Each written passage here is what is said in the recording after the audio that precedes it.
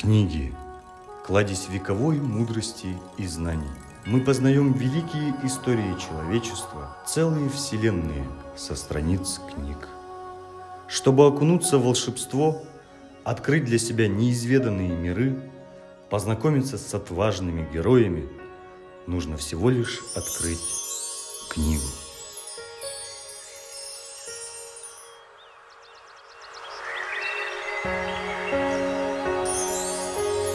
1 октября смарт-библиотека 203 открыла двери для жителей и гостей города Якутска. Это центр творчества и образования для детей и взрослых. Здесь проводятся мастер-классы, курсы, занятия и семинары. Смарт-библиотека – это место, где вы можете погрузиться в мир чтения, творчества и новых технологий. Мы ждем вас!